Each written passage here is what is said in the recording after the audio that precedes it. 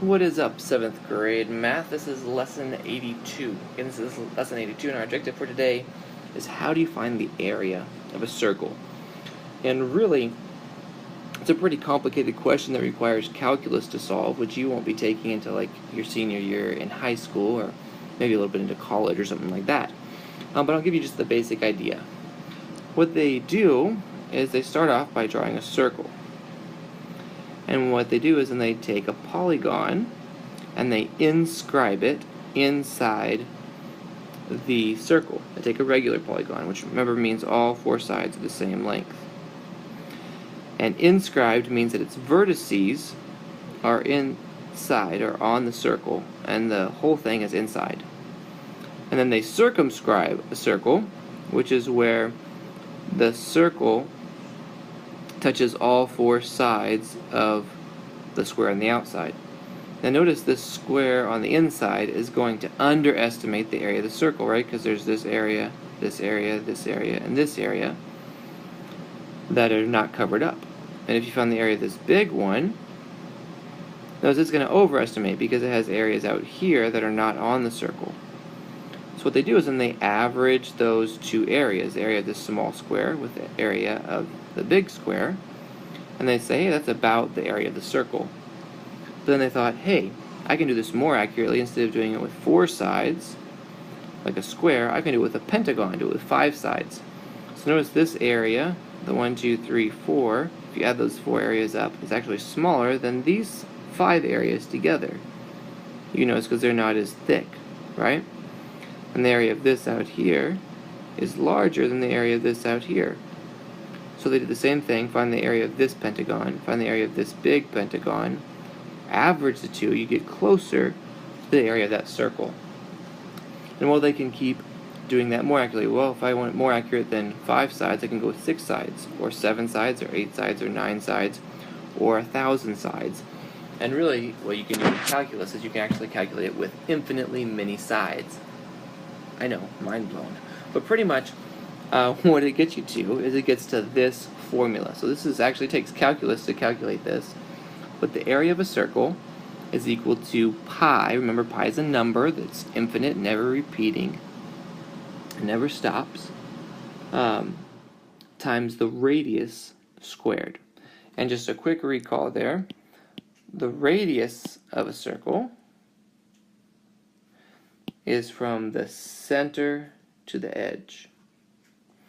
And then also remember that a radius is equal to half the diameter. So if it were to tell you that the diameter is 10 units or 10 feet, then you could say the radius is equal to 5 feet because it's simply just half the diameter. So let's see if we can figure this out. I think the trickiest part is knowing how to use these pieces down here. This one says use 3.14 for pi. This one says use 22/7 for pi. And this one says you leave pi as pi. And so if you can figure that out, which is pretty similar to whenever we did it with finding the circumference. So let's look at A. My radius on A is equal to 10 centimeters. So I remember my formula, the area is equal to pi times r squared. It asked me to use 3.14 for pi. So instead of pi, I'm going to say 3.14. My radius is 10 centimeters. And I need to square that, or meaning multiply 10 times 10. So it's going to be 3.14 times 10 centimeters times 10 centimeters comes out to be 100 centimeters squared. When I multiply it by 3.14, I get 314 centimeters squared. So the area, triangle A, is at least approximately equal to 314 centimeters squared.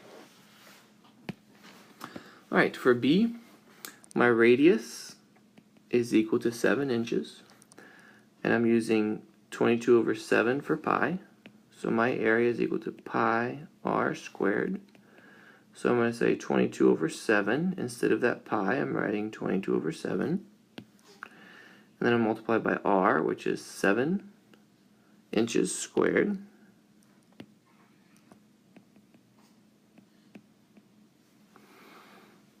So this is going to come out to be 22 over 7. Well, 7 times 7 is 49. Inches times inches is inches squared. I'll write that over 1.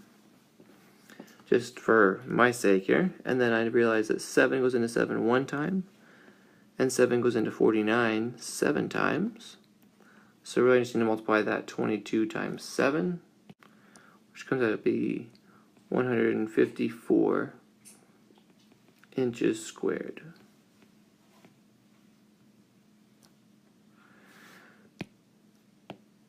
Part C. Notice, don't be fooled here, is that they gave us a diameter. So my diameter is equal to 12 feet, which means my radius is equal to half of that, which is going to be 6 feet. So again, my area is going to be pi times r squared. It says leave pi as pi, which means that pi is going to be my answer.